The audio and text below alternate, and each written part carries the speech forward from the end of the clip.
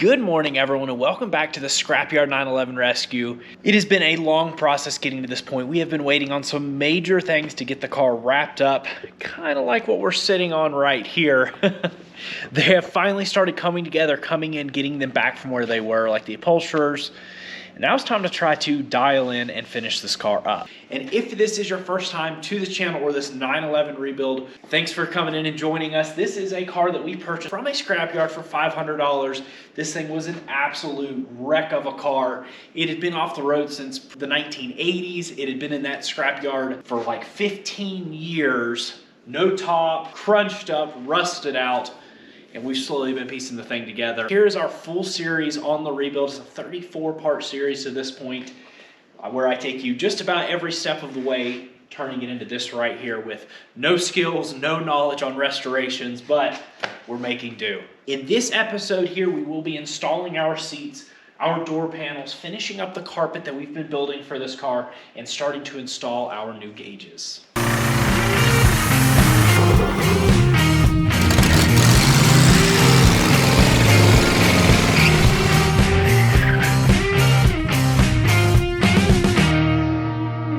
Now to begin with, I want to get this dash mostly finished up so we can kind of work our way down and then work our way back. You'll see here we've gone ahead and installed this Rin line heater control delete. Bolts right in there, pretty straightforward and simple. They're about $40, $45. And then over here you can see we've installed another delete. Now this is a plastic one. This was also offered, but it's less than half the price. The only thing I did end up having to trim a little bit, but it's in there and it looks pretty good. And now we can go ahead and put our fascia panel back on there.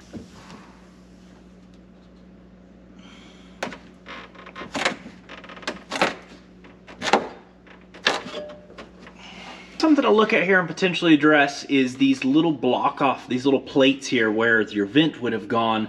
We don't need those anymore, and you can kind of see them show through here when we have our trim on, and it's just that little top section. I was trying to figure out something that's kind of our best plastic to go in that right there, and this is what I came up with. Yeah, a little $2.93 cutting board, but it's pretty stout from Ace Hardware while I was there getting some glue. And I think that is going to be perfect depth and everything for us. So first thing, let's go ahead and make a little cardboard cutout for this, and then we will put it onto this. We'll get this cut out, we'll get it cleaned up, we'll make sure it fits, and then we're going to go ahead and glue some vinyl on it and then glue it in place there, and I think it'll look pretty good.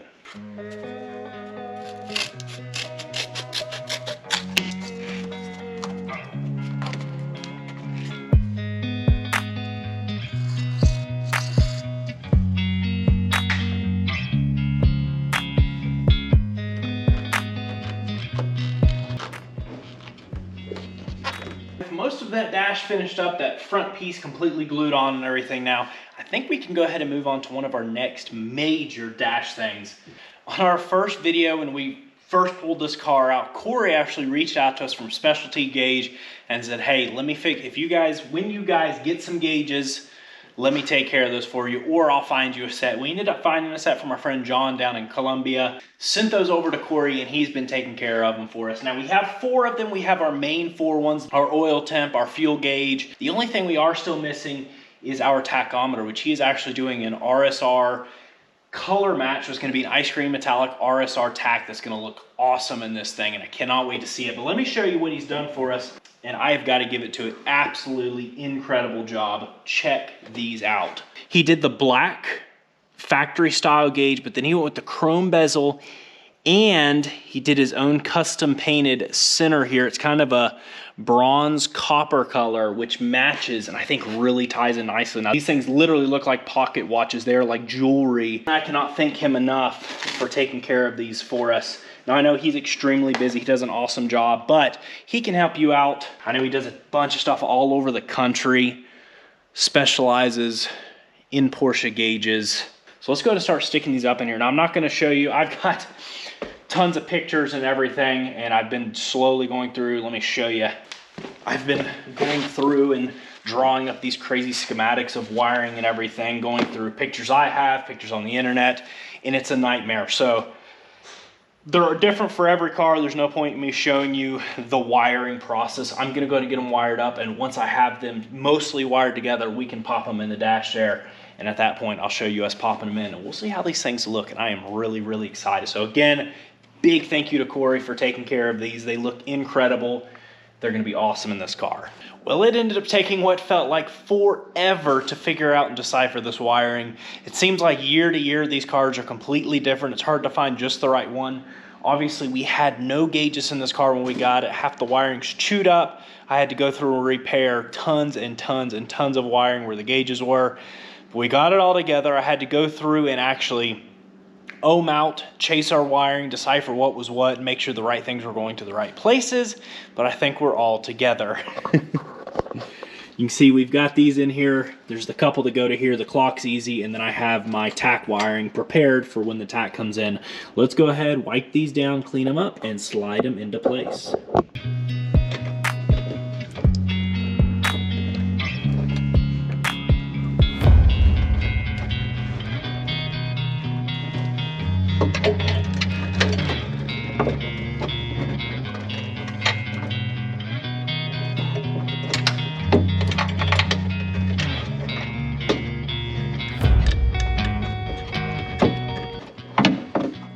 I do need to put the new insert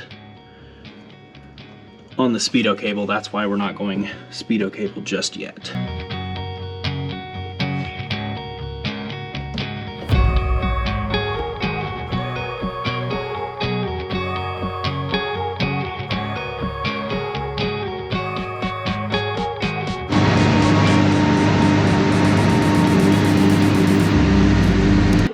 Area mostly done with what we have currently. Let's go ahead and get this carpet, this flooring finished up so we can start putting our seats in. Our little singer was kind of fighting us.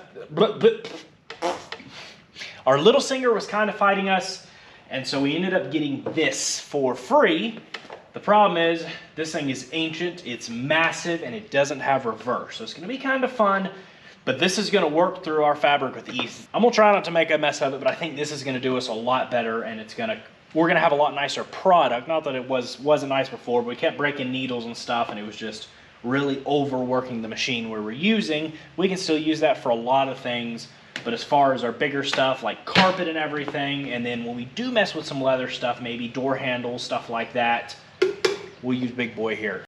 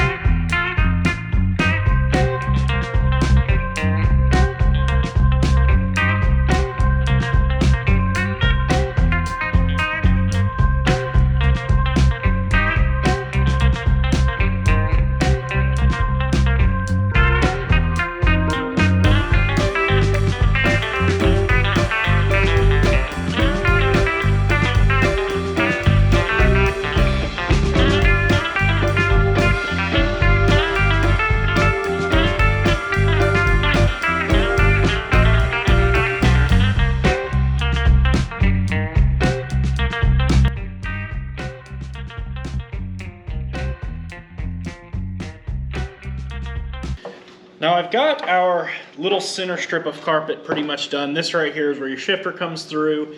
This right here is where the e-brake comes through, but I need to figure out a boot. I'm gonna try to make our own. So what I did here was do it inside out. I don't know, I guess I could have looked up how to do this. This just kind of looked like maybe the right way to do it. So I've stitched down on the inside kind of the shape here, and I am going to trim it like so. And then I guess we just try to go the other way with it.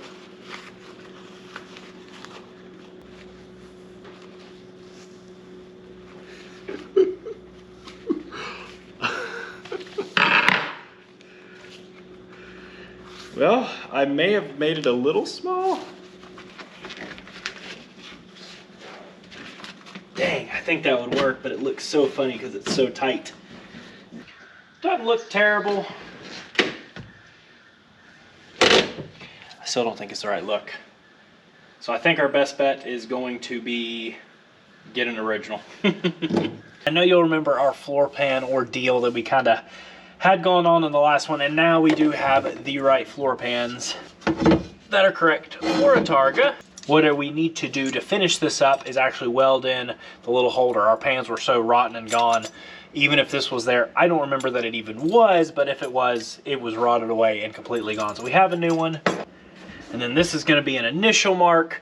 I'm going to clean our pan up a little bit. We'll remark it, we'll weld it, and then we'll spray everything.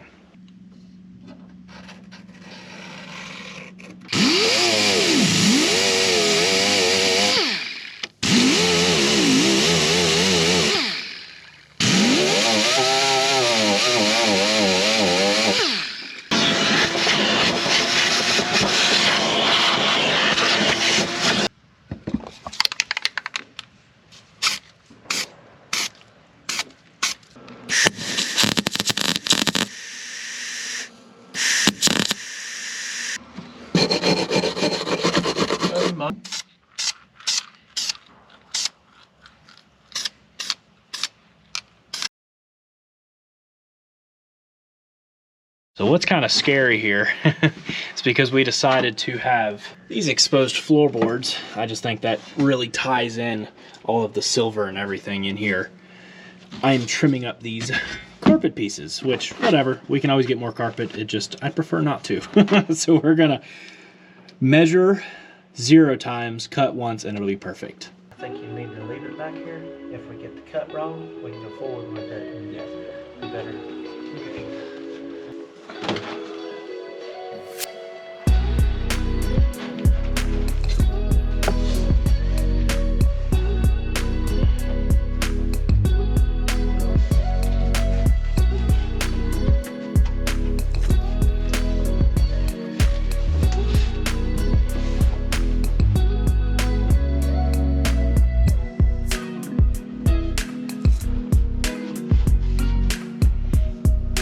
Even though we're gonna have the race car look, I guess you would say, as far as the floorboards go, we still want it to look nice. We've got all the hosing and wires and speedo cable and stuff back behind these pedals, and most of the time you leave that kind of exposed. You can see it through your drilled ports, and I just don't think that looks super nice. So we went ahead, and this is actually the piece of carpet that goes over the floorboards. It also fits very nicely behind the floorboards. You can see we put little buttons here and then snaps on that right there. Don't use the factory, use the center punch. And then we can take the factory and kind of smooth it out. See if it actually bubbles it over. Looks nice. It slides in. We'll put a couple little clips down on the bottom. These button in, and it goes back in there nicely and kind of covers everything up.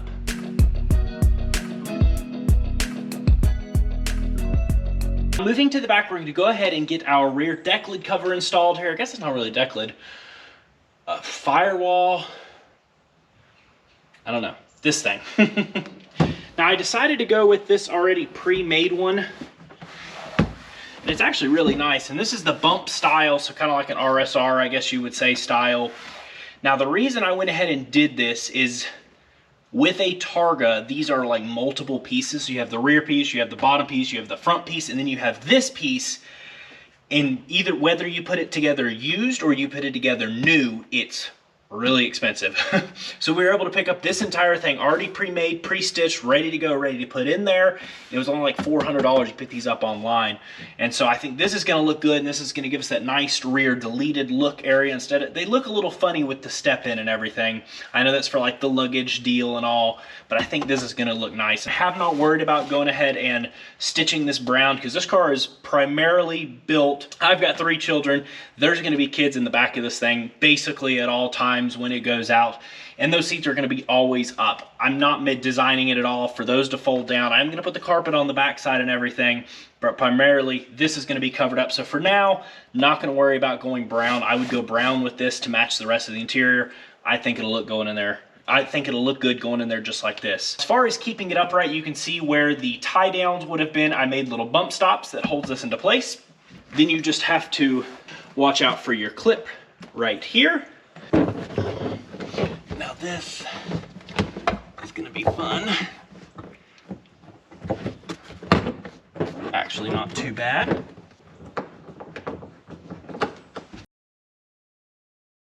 Going in with the rear seats now, they just drop on their little dowel here. These are the originals. You have a little pressurized washer, has a little bend in it, and then your little flathead screw. It's still in good shape. I went ahead and cleaned it up, put some grease on it, and somehow we got to get it started down in here.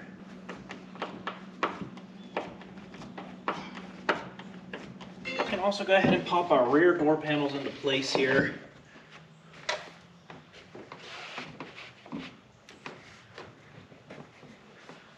There we go.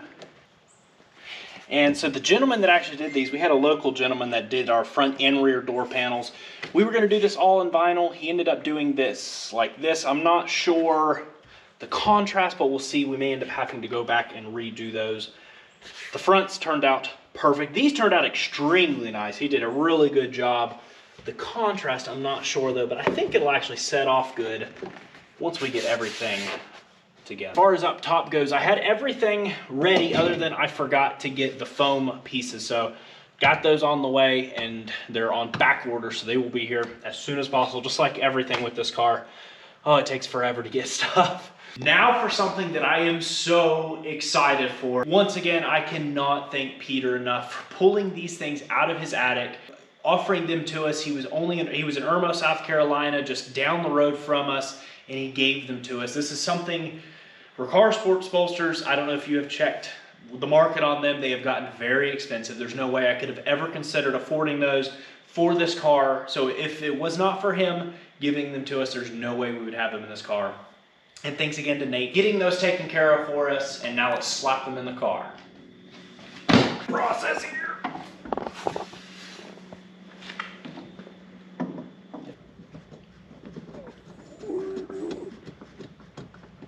Holy moly, where? Scratch! Shut up! With those lower door panels wrapped, that back really does look nice and tied in together. Now we can go ahead and install our last piece of floor trim here. If I can find the hole, we will see.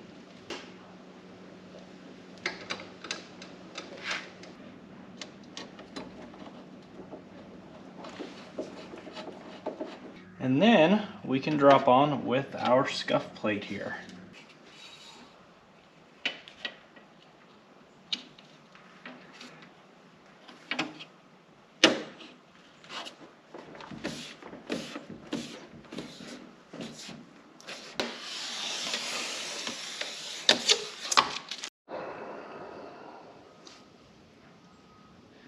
Working our way across, definitely now a few nerve-wracking things to do to be able to get this interior done, and that is to work on this door panel area. One thing, because we are doing a RSR style door panel, so a full blank other than a door open, a pull handle, and the crank, we don't need this right here. These little screws were for that big pocket that went on the side of this. Definitely very cheap, not very attractive looking, so we're doing it a little differently. Now with that, I need to be able to put in the push style clips. Now these are in the right spots, they're the right size holes, other than on the back side, you've got this. Now all it is two little spot welds on each of these, and I'm just going to drill those out. We'll get a screwdriver in the back and carefully pop each of those off. We probably won't use both holes, just one, but we do need to get that out of the back side there. And this is easier to drill here and then pry off than try to drill out the center there and just kind of make more of a mess. So I guess let's get after it.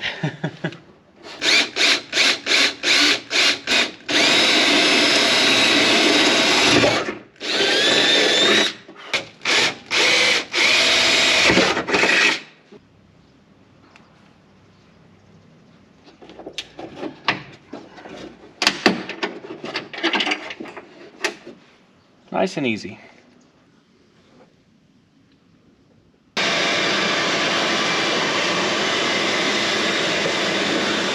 Just a quick blitz to make sure none of that rust.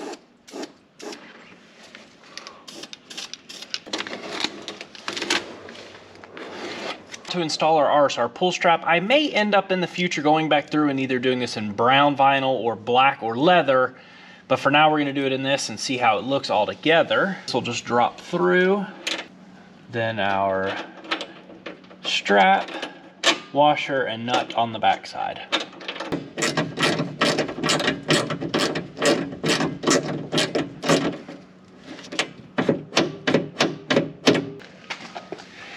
And now to cut some holes in the beautiful door panel that Rafa made for us. Pretty straightforward, so shouldn't be too bad, but we have to get the little mount for here. Now I do have some pull handles, not a huge fan of them. We ordered a set of aluminum ones that match all the other stuff going on, but just like everything else, they're on back order, so I don't think we'll get them on in this episode. But for now, we can get the pull handle in there. We can go ahead and pop our hole a little bit bigger for our window crank, and we can get this mounted up on here. We're gonna go ahead and mark and drill from the back side before cutting the front side. Right here are the 2 screw holes that you see on the door panel there, and this is where the little rod pulls through, which is now where the strap pulls through. So we need to center this hole up right in the middle. Get this as level as we can. Get out. Mark.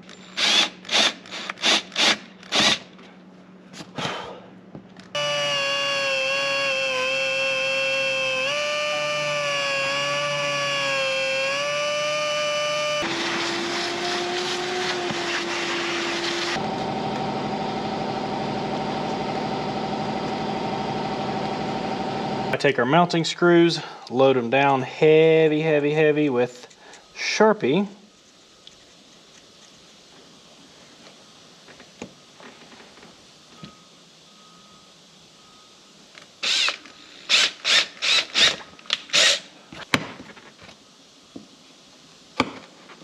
Put a little glue on this just because it makes me feel more comfortable, keep the threads from ever coming undone.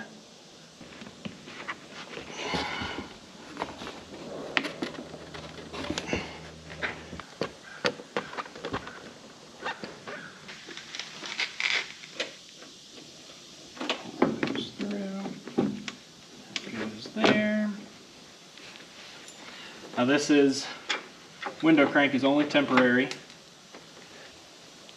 because we have a matching window crank that comes with our handle that's on the way.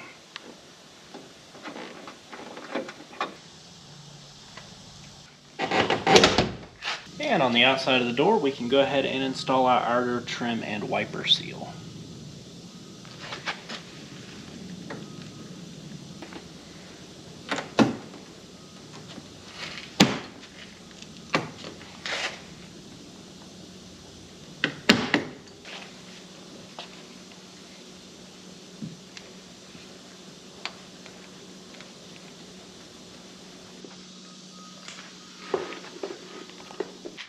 We've got the interior just about as far as we can go with the parts that we have. It is almost complete. We're just short a few little odds and ends, like our tachometer, our key. I have the ignition switch. Got to get our key made, that top vinyl and our door handles. Otherwise, we're pretty much done, and I am so happy with how the interior is coming out. Definitely way different than the plain black interior that this car would have came with from the factory, but I think it really stands off and it looks nice on this ice cream silver metallic. I did go ahead and take this car for its longest drive to this point to get a few beauty shots of it out in the sunset with that fresh interior, and wow, is this car fun. That burst exhaust sounds really good. I will do for the end of this video, we'll take it for a quick drive and rev it out just a little bit.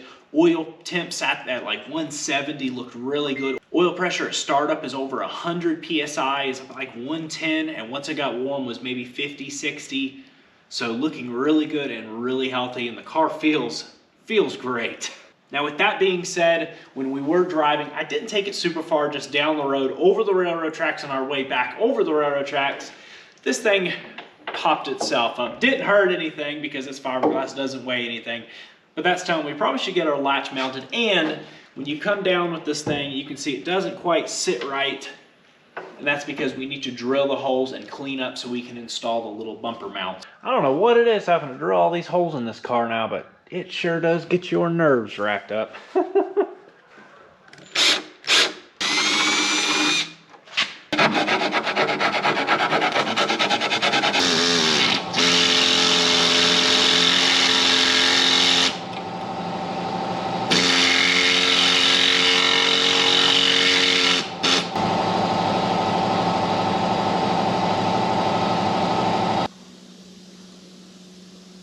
Go back on with the latch plate here.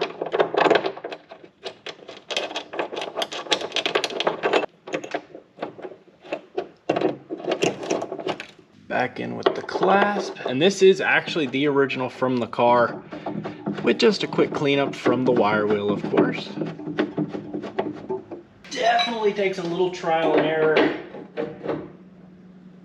and a little fun getting it adjusted. But, well, once it does, so much better. Our gaps line up really nice. Our bottom gap here is really nice. We step over the door. Bada bing, bada boom. I'm in here doing a few suspension adjustments just to kind of dial in a few things before we drive it some more, and obviously at the end of the day we will have to take it and get a full alignment. But while I'm under here, I got that taken care of.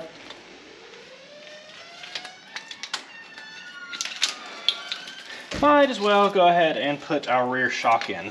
We get a cap and a bushing, and then it goes up through.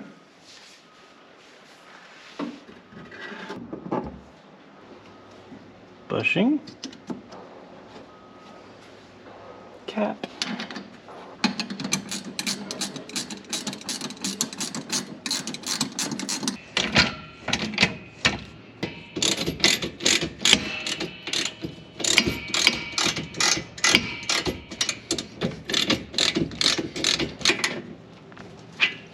and I had noticed some folks talking about how bouncy this car was on our first initial drive a couple episodes ago, and that there is why we had not had installed those shocks yet. So that should make a huge difference in the way this thing handles and drives. Moving up front now, we need to finish up this fuel system. I did go ahead and install the gasket, install the sending unit, and then we had to deal with the wiring for that sending unit. I'm not sure whatever happened to the plug or anything. It was completely destroyed, chewed up by mice on the original. So I actually pulled a C plug or HVAC plug off of that extra harness we had. Everything seems to kind of work right. It lined up, other than I did have to open it up, move some of the plugs around so it lined up to the right ones, and then we spliced it in there, got it in, and verified our fuel gauge works, which it does now.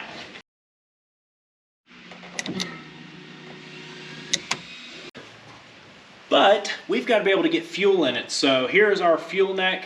Can't use because of the design of how it goes through here, we can't use the one that came with this 964 fender that we have, so I need to use the original. We're gonna have to modify a few things to make it work. Hate to cut a new boot up, but might be our only option.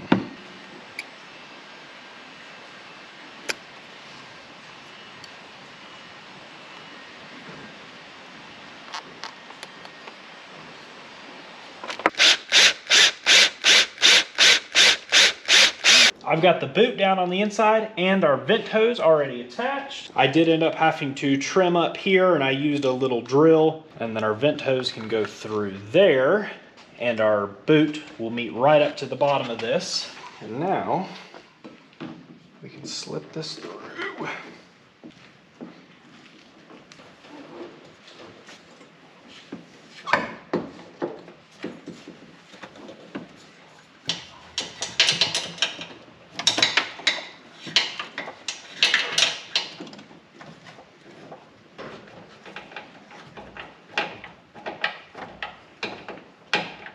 Don't want to forget to install our little ground, because the last thing we want is this car to go up in flames because of a silly little spark.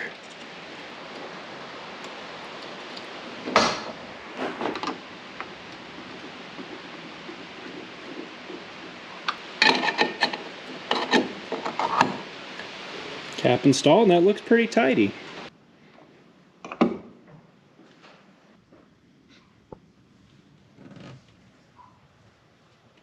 And with all of that, everything a lot more dialed, I think it's time we take this thing for a quick spin. Got my key.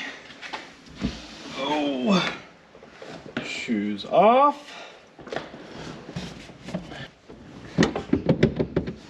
Let's do this.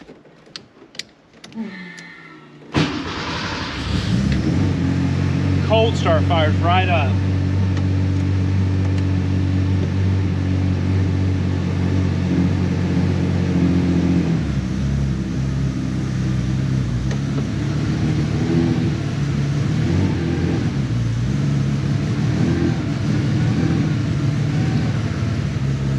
100 psi oil pressure.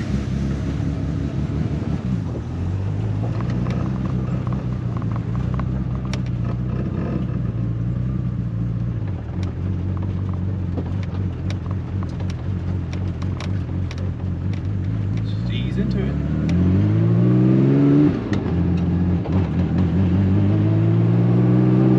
This thing's awesome.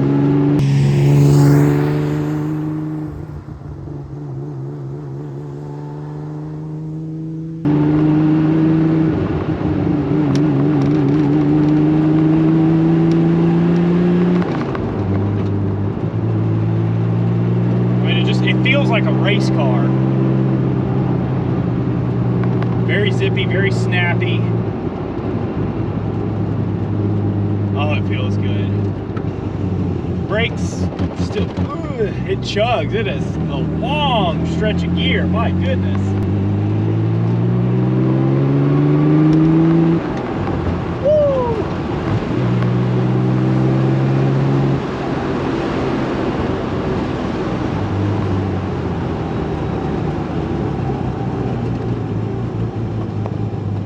Let's get some exhaust clip.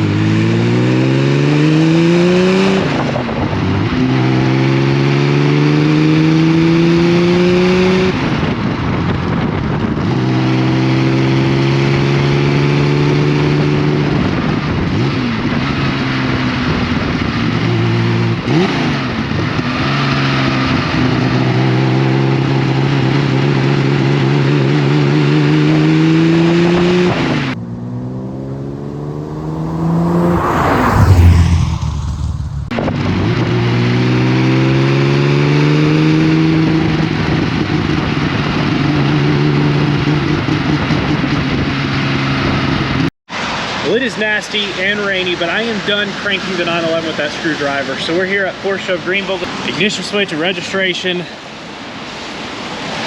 hopefully get a key for the 911.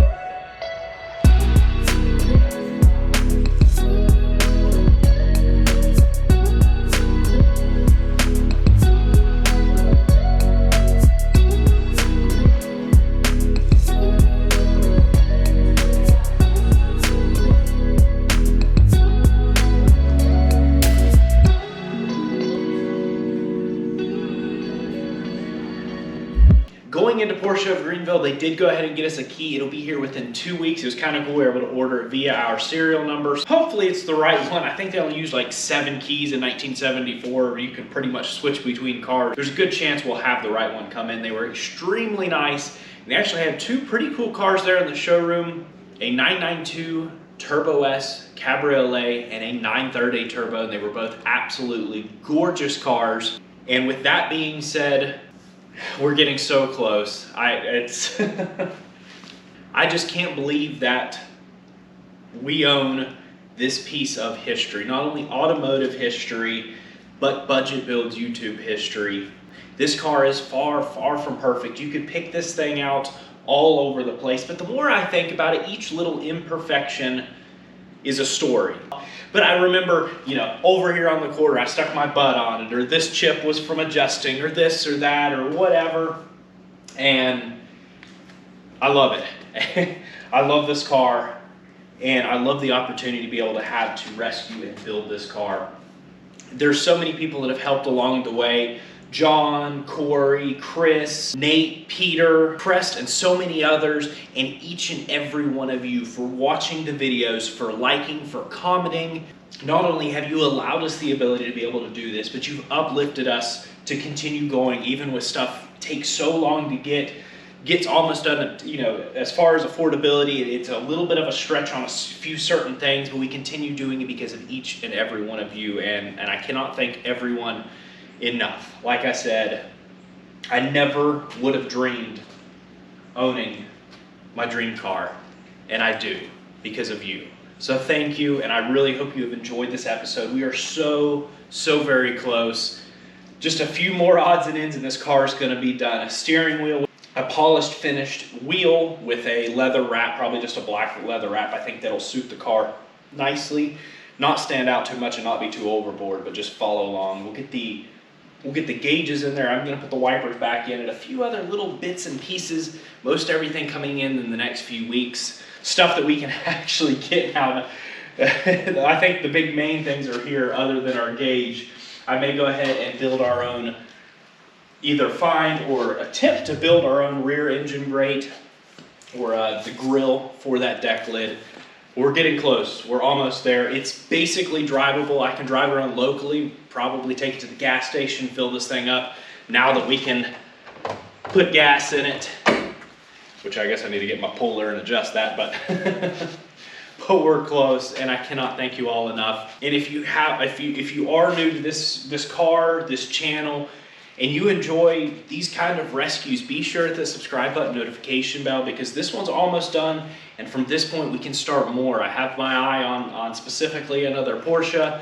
We have a really cool little MG we've recently purchased that we're going to build a race car out of, so on and so forth. So restorations are to come, and hopefully ones that, now this was our first attempt at a restoration. So at this point, we kind of know where to go with it, and we can continue, we can kind of time things better. This one definitely a lot of car to jump into for a first restoration, for a first attempt at a restoration. And especially, we didn't, originally the plan was to kind of rat rod this thing out to a certain point so we could be able to get it going down the road very cheaply. I still think you'll be incredibly surprised in the next video. I'll reveal exactly how much we have into this car. For what the car is and where it is, I think it's going to really surprise you what we have in it, because it's pretty darn good. If I say so myself, and it's definitely something that is obtainable.